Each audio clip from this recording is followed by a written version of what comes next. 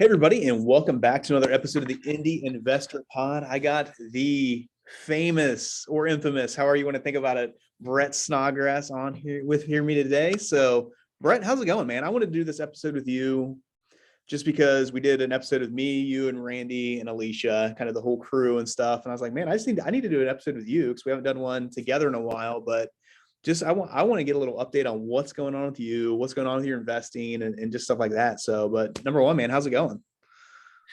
Feel fantastic. Brett Snodgrass is on here. I thought it was Bradley Cooper. Am I in the right? Because I'm his lookalike. Anyway, no, it's going good, man. Thanks for having me on. It's been a while to get in the routine of the Indy Investor Pod, and looking forward to hanging out with you, brother, and celebrate last year and more years to come. And it's going fantastic, though, man. Love to get in. I know we got some questions we're going to dig into, but my life is good. Honestly, I'm very grateful. God's been good. So, awesome, man. That's exciting. So tell me about what's going on with your podcast. So you got, the Live Your Purpose podcast with Brett Snodgrass, and tell me about what's going on with that now. What do you even enjoy doing about that, and why should people that listen to the Indy Investor Pod also listen to what you got going on over there? Yeah, well, I've been podcasting now for I don't even know how many years, 4 to 5 years now. We started off doing just strictly real estate wholesaling type of podcast.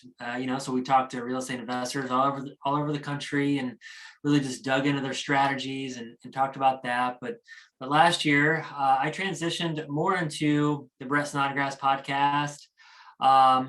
And it's still interviewing entrepreneurs from different walks of life. So it goes beyond real estate. So, but it's mostly business leaders, entrepreneurs, or leaders. Some of them have been pastors, authors, speakers, and that sort of thing. But it's mostly just giving our audience is business leaders and entrepreneurs, and it goes a little bit beyond some of the strategy and business strategies on how to make a return on your money, how to scale your business, how to buy a house. It goes beyond a lot of that into more of you're running a great business, but and we talk about the strategies behind that.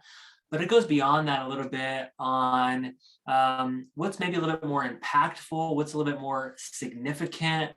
We've had people on that have been full-time missionaries. They run a business, but they do that as a vehicle to do full missionary work.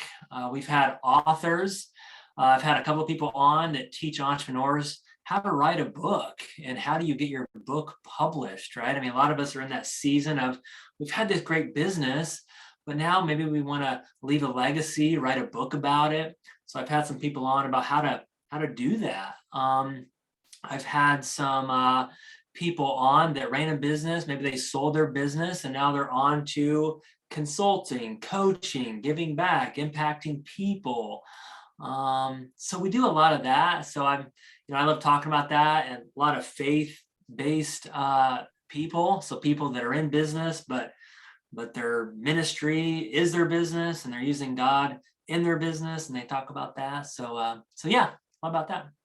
I know it's a big thing with with entrepreneurs and just business people in general and we've been in multiple rooms with people they may be running a really successful business, but then their personal life is just in shambles and in just things like that, or vice versa. They're spending too much time on their personal stuff and their business. It's a big back and forth thing. And I know a lot of the guests you have on there, and I know you dig into this a lot of how to really be fulfilled in kind of all aspects of your life, and not not let one aspect rule everything and things like that and stuff. So I want to ask you, as you're talking about this and interviewing people that have they're coaching on this, or they've mastered this a little bit more than us and things, what's one of those takeaways that you've taken away for yourself of, hey, instead of focusing on this, or I need to be more fulfilled in this, or hey, I need to let this be a purpose in my life, or I need to expand on this? What's been one of those takeaways for you that you've taken away from one of your guests on that show? Yeah, I think that for me, right, I was in the real estate business for 14, 15 years. My life was extremely hurried, extremely rushed, always going 100 miles an hour, mind always spinning, never quite being present with anybody or anything. I would have glimpses of that right here and there, but it was a struggle for me. Always this internal struggle to slow down. You don't rest, you're exhausted, you're tired. And if you guys might be listening, maybe you can relate to that. So one of the things that I've realized is I take my decisions a lot slower than I used to. We call it maybe an unrushed decision. I used to, let's dig in, let's get this thing done. Don't really think about it a whole lot. I want to do it, so let's just do it and do it 110 miles an hour. But now I reflect a lot more. I feel like most entrepreneurs, we don't really think about things, and we don't reflect on what is truly important to us. So for me, when I'm feeling that hurriedness, that rushed, that like I can't slow down, and I'm in that zone, right? I'm like, you know what? I need to take a step back and I need to reflect and think about, is this truly what I want to do?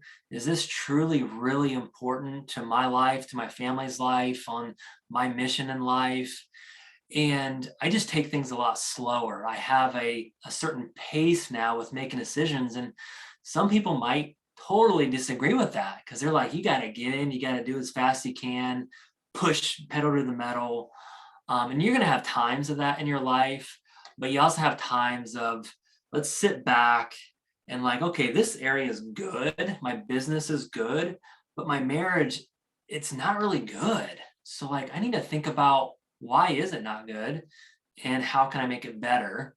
And do I need to lessen a little over here? And you're going to have this unbalance, and it's always going to be this journey with you, but it's just sitting back, resting in that and being like, what do I need to work on? Maybe it's business, but maybe it's not. Maybe it's marriage, maybe it's parenting, maybe it's you don't have any friends anymore, whatever it is. It's just recalibrating and reflecting on that. So No, it's really interesting because I think it's kind of funny. Well, you know me well enough to know that like if there's something in business, like I'm going to have a process behind it. I mean, there's going to be an operation behind. There's going to be all this. There's a procedure and all this stuff. But like it's funny of how much stuff there's in my personal life. I don't have that. Like it's just like let's see what happens tonight, or I don't know what I'm going to eat tonight, or I'm not putting in as much maybe time into and effort into like my actual lifestyle versus what I would do on the business and on the business side of things and stuff. So no, I mean, I think that's really interesting, and it's a unique way to look at it. And I think any business owner, if you want to be successful or you want to really run a team or operate a team or operate, your life, like you need to take care of yourself first. Like as a leader, you need to make sure you're healthy in all aspects of your life, or it's going to end up affecting your business or your investments or whatever it is. So, man, I think those are really good points and stuff. So do you have any, I want to ask you this too, is with your guests that you have on, do you have anybody that like anybody that's listening to this show right now that like maybe doesn't listen to the Brett Snodgrass podcast yet, that like, do you have any guests that are coming on that like, you're just super excited about it? Like they're really good interviews. They're like, you guys need to start tuning in now and then check out this interview that I have coming with this person coming up.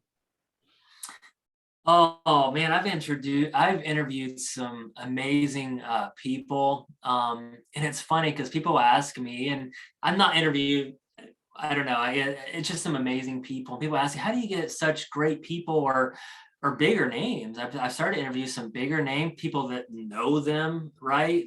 Beyond. I've interviewed like Alex Kendrick with the Kendrick brothers, who they're made some amazing movies. I've interviewed Dr. Gary Chapman, who wrote the book, The 5 Love Languages. I've interviewed, one of my heroes recently, which nobody probably heard of, but Richard E. Simmons III, who wrote The True Measure of a Man, which I love his books. So just some great people. A guy that we met, Jeff Hoffman, right? Billionaire, who was one of the creators of Priceline.com and invented like the airport ticket kiosks. I got him coming up. So it's been really interesting. It's been really, really cool, but it's also been really humbling because I love interviewing all of my guests, number one. So whether I'm interviewing a billionaire across the camera, or I'm interviewing someone that honestly is a missionary in India, we all have souls, and I just treat it the same. I'm like, man, I'm just so grateful that God gave me the opportunity to interview this person who's no better than the billionaire versus the missionary. It's just so great. So those are a couple of names. One that just came out this last week was a gentleman named Perry Marshall, who really wrote a book about the 80-20 principle on sales and marketing. So look up Perry Marshall. That's been a great interview on the 80-20 principle, which is huge in business, but he takes it into more of the sales and marketing area. And that was really good too. Good job on that. Good political answer right there. Like, oh, I love all my guests. They're all. I know.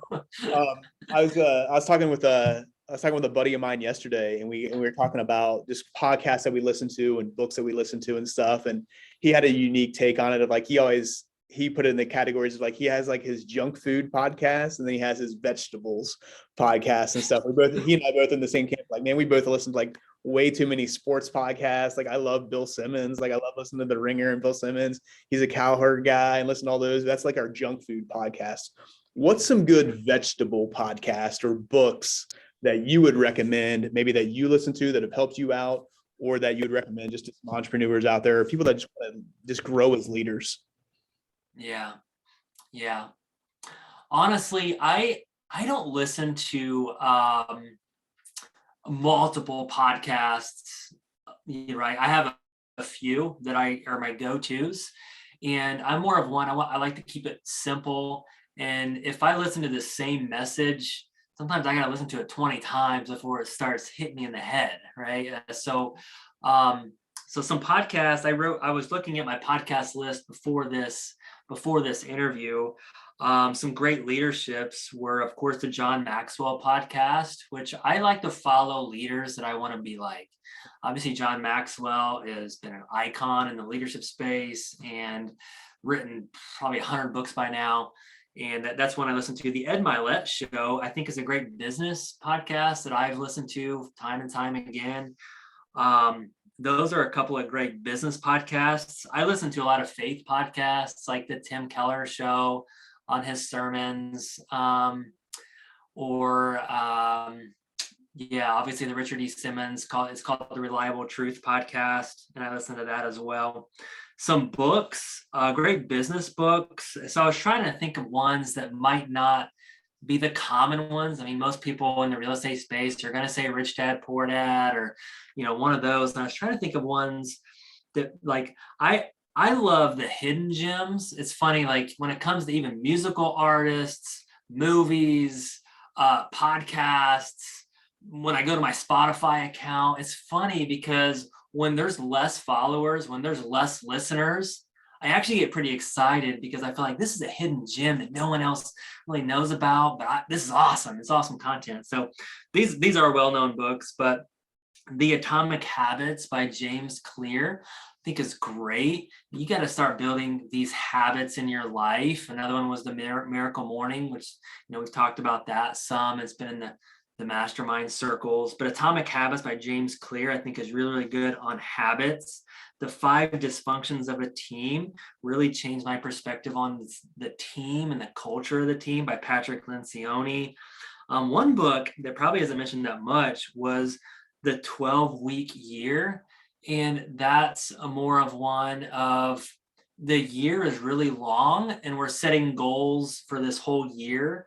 But if we can shorten them down to quarters and like that 12 weeks, like all of your hopes and dreams and goals are kind of fitting into that. It shortens the goal, so it makes it really urgent for you. And that's the same philosophy probably with Profit First and some of the other stuff, but those are a few. Yeah, definitely. No, great recommendation right there. I'll throw a couple on top just we're having this conversation. So I think the Multipliers is one of the best business books I've ever read. Or if you want to grow as a leader, like that's actually one that will like beat you up. I feel like if you read that, you just feel like, oh man, I'm the worst leader in the world and and things like that. It's really one that you can really reflect on and really grow with. I think it's amazing too. And I'll throw this podcast out here. I might have mentioned it before, and Brett, I think this would be a good one for you too. But the Alan Alda podcast called Clear and Vivid is just an amazing podcast about communication and how to communicate with anybody. So it's kind of cool. He has a story on there of like he had Neil deGrasse Tyson on there talking about just interviewing him, and it's all about communication and being a better communicator. But Neil deGrasse Tyson, super smart astrophysicist, and I think that's what he does. Something super smart like that. But he was talking about how he would be at for him. He always wants to be able to be in conversation with anybody that he comes in contact with. But he hates football, doesn't like anything about football. But he would sit down and make himself watch football for like a half hour a week, just so when he could go to a party, he'd be able to have a conversation about it in order to drive things back to physics of the earth. Of like, oh, well, if I would have done this, or like this projected this way, or just all this stuff. But it's all about how all these little things he does throughout his week. That was all about like, I just want a better communicator and be able to have a conversation with anybody I come in contact with. But really cool. So Clear and Vivid by Alan Alda, great podcast right there. I'll throw that in there in your list as well. As your stuff was definitely great topics, and people can really dig into that stuff as well. One of the things I wanted to ask you about, just as we're talking about podcasts and growing as a leader and growing in business and stuff like that, it's always great, of course, to reflect on, man, I wish I would have known this last year, or I wish I would have known this 2 years ago or 5 years ago, whatever it is. What's one of those things that really stands out to you? And it could be like, whether it's within business or within investing, or even whether it's a personal thing, but what's something that you wish you would have had that knowledge of maybe, a few years ago that you really are kind of holding on to now and you understand it now a little bit? Yeah, no, that's a great question. This is obviously way overused, but it's basically your network is your net worth. And the more I go through life and in business, the people will get you so much further than what you know, honestly. So make sure you guys, don't do it alone. That's another one. Just don't do it alone. I was talking to another gentleman actually yesterday, and I always ask this question because I'm kind of a deep person, so sometimes I throw people off, but I'm getting into some other things, and I was asking him, what's your advice, someone getting into anything like this whole thing, this new thing? And he said, number one, take it slow, right? And team is everything. Yeah. And that was big. And I truly believe that team is everything, that if you have the right team and you're not doing it alone, you can get to some pretty amazing places. And I feel like that has been something, not doing it alone in every area of my life has been huge. An example is I work out with a group at 5:30 in the morning a few times a week at my church. And we do some pretty extreme workouts that I would never be able to do alone. Yeah. I would never be able to do these alone. So like halfway through the workouts, I'm hunched over and I'm pretty tired. And I guarantee sometimes I think, man, if I was alone, I would quit. I would quit right now, but I'm not alone. So I'm going to keep going. So if you guys look at every area of your life, whether it's your business, whether it's working out and getting in shape, or your family, or whatever it is, you cannot do it alone. You have got to unite with a team and go together with that. Another thing that I wish that I would have known is you can make a lot of money in your life or keep a lot of money, and you don't have to maybe increase your overall income. So again, taking a step back, looking at your finances, looking at everything as a whole, maybe there's some things that you need to cut out, right, in your expenses. Maybe there's some other things you need to invest in. But if you can keep some of those dollars back, let's take taxes, for example. If you can learn some tax strategies in your business and you can save $25,000 a year, that's just an example. Let's say this year you learn some new strategies, you save $25,000 this year. That's not $25,000 this year. Think about how much that $25,000 is going to be worth if you save that $25,000 every year plus 10% interest in the next 20 years. That is the stuff that I wish I would have learned at 26 years old back in the day. Back in the day, yes. So, no, awesome, man. Love that advice. I think that's really good stuff. So, and you brought this up of your, your network is your net worth. So I do want to talk to you about this because you and I are kind of in the same boat of this. We're not big social media guys. We post some stuff, but it's not like we don't want to be on there all the time, and we kind of struggle with it back and forth. And we've had this conversations multiple times. There's different ways to network. You and I are also not people that we like to go into a room and we might seem outgoing and we might seem like, hey, we're talking to people and stuff, but you and I both struggle with like going in a room and just going up to somebody like, hey, I'm Brett or I'm Brian and how's it going? And it's tough. Yeah. So if your network is your net worth, how important is it to be able to network if that's not your thing? And then do you have any tips on like, what are some things that you do to kind of overcome, I don't really like to do this, or this is kind of outside of my comfort zone? What are some things that you do to kind of help you with those networking processes, knowing that it is about who you know that's going to get you to that next step, maybe? Yeah. You're exactly right. I don't like going into a room of 100 people, sitting there and trying to meet people. It's just not something I would choose to do that often, but I've done You that. and I are a special breed of like, we would much rather be in the room presenting to those 100 people than have to walk around and talk Right. to 100 people. So that's very rare in that aspect. Yeah, exactly. But it's just setting little goals. It kind of goes back to the atomic habits. If your goal is to meet 5 people at that event, just set that little goal, put a little, put 5 quarters in your pocket. And every time you go up and meet someone, you put the quarter in your other pocket. Just little goals like that, little things that just forces you out of your comfort zone.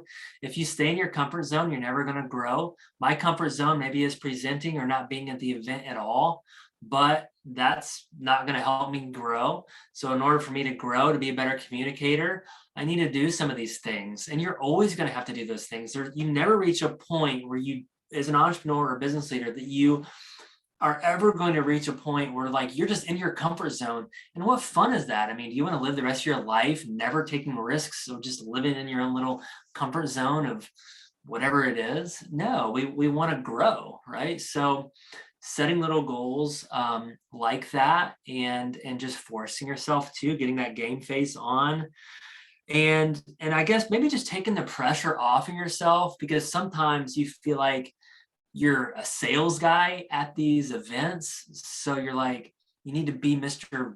Sales guy and have it all together, but just get started and just start asking them a bunch of questions, right? It's kind of like the win friends and influence people thing.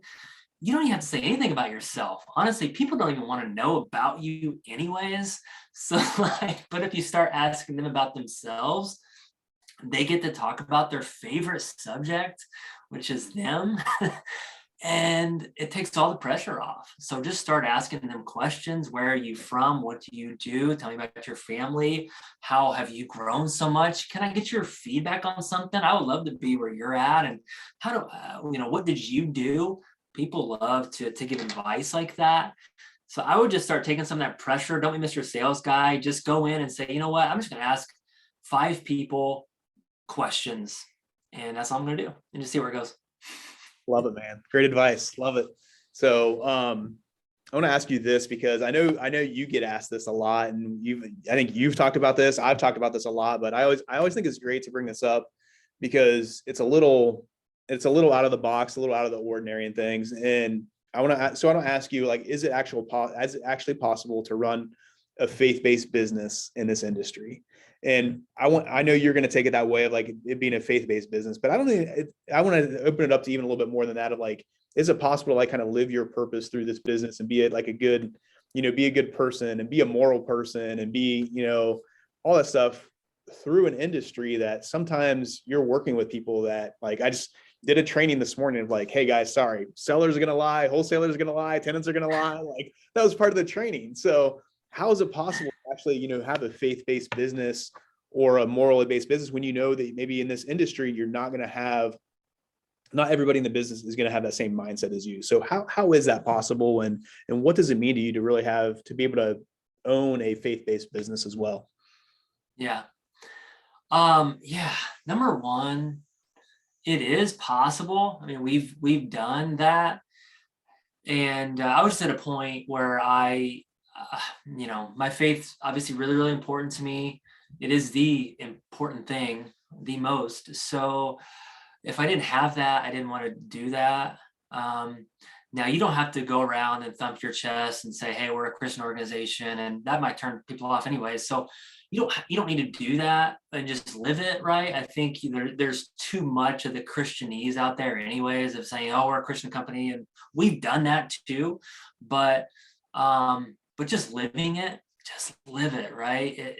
That's what it needs to be. And can you live your faith out in this business or any business? And we talk about sellers lie, wholesalers lie, and I'm just going to tell you, people lie.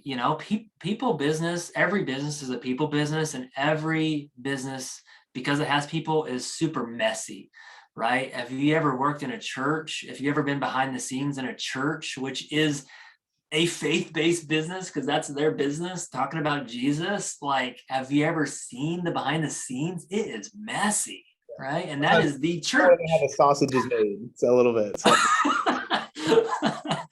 So it's so funny. So like every business is so messy because it has people in it. But if you can walk the walk, love people, even though they are messy, it's like, look at the gospel, look at Jesus. Like, he met people not because they're perfect, but because they were sleeping around and they were ripping people off as tax collectors, and they were stealing from people, and they had 5 husbands and all this stuff. But he said, it's okay. I'm meeting you where you're at. You're messy, but still, I want you to come. I want you to follow. And if you can live that way, it is refreshing. And that's the gospel. So yes, you can. Preach it, brother. Preach it. Love it. Oh, man. No, Don't get me on it. I appreciate you talking about that and opening up about that. So I got one last question before we get you out of here for today. And because I consider you an Indy investor that is remote, like you live in Indiana, but you're 2 hours away from Indianapolis, where your investment properties are and stuff. So what's some advice you have for people that are investing in Indianapolis remotely? Since this is the Indy Investor Pod, I got to bring it back to some Indy investing a little bit. But so what's some advice you have for somebody that is investing in Indianapolis remotely, such as yourself? Yeah. Now that's a great question. I think that, again, it goes back to team is everything. And when I say that word team, I don't necessarily always mean you have W-2 employees working for you on that team. If I look at our team as a whole, right, we have our W-2 employees, we have our contractors, but then we have our service companies, right? And that's all part of this connecting team. When I say that, so it could be the insurance company that's insuring your properties, the title company that you're using, the contractors that you're helping fix up the properties, you're cleaning out the properties, your bookkeeper company, plus the people on your full-time team. So team is everything. So make sure you are intentional about that, and your core values are aligned. You have people with integrity. You have people on the same mission that are loyal. They're not going to rip you off. Life happens, because guess what? People are messy, and I don't hold anything with an iron fist, right? Because life happens. But I feel like, we built up a pretty good team, and that has not came without its challenges. We've hired a lot of the wrong people who stayed with our company for a long time. But we've learned, and we still do that, right? But it's just this ongoing journey. We're climbing up this mountain, and sometimes we take a couple steps down, and we're like, okay, that person didn't work. Now let's try to find the right person. So team's everything. Indianapolis market is street by street. So make sure you do know what you're doing in Indianapolis, and make sure, or your team or someone that you trust knows what they're doing in Indianapolis, right? Make sure you get somebody verifying whatever it is someone's telling you, the lying wholesaler, right? I don't know. So make sure you know what you're doing, or someone really knows what they're doing that you trust. And Indianapolis is a great market. So the roof stock, I think, came out with an article saying it's the fourth greatest investment market in the country. It's a great cash flow market. It's a great market, and you can do really, really well in Indianapolis if you know what you're doing, or someone that you trust knows what they're doing, and you have a good team. It's a great cash flow market, flipping market, whatever you're doing. You're going to win if you have that together. There you go. Great points, man. Rich, appreciate that, and appreciate you. Brett, if somebody they want to start listening to your podcast, because if they're not listening to it yet, where do they go? How do they find about it? Where do they listen to it at? And also, if somebody wants to reach out to you to find out more about you, what you're doing, have some questions for you, how could they do that? Yeah. So if you want to check out the podcast, you can listen to it on Spotify, iTunes, Stitcher, wherever you listen to the podcast at. It's just the Brett Snodgrass Podcast right now. That's just the name, Brett Snodgrass Podcast. And you can also check out us on YouTube. The podcast is a video podcast, and we're going to be coming out some other videos too. It's the Brett Snodgrass channel on YouTube. And if you want to email me at Brett, it's BRETT @simplewholesaling.com. That's the best way. And then we can connect. I can set up a phone call with my assistant, or we can just do an email thing and go from there. Awesome, man. Appreciated it. I appreciate you. Appreciate your time. Thanks for being on here. Thanks for the insights today. And with that, thanks, Brian. This is fun. There you go. Let's do this again. Awesome. Anytime. Let's do it back to back right now. So now all right. I'll get with your assistant so I can get you scheduled. So all right. So awesome. That's a wrap for this episode of the Indy Investor Pod, and we will see you guys next time. Take care.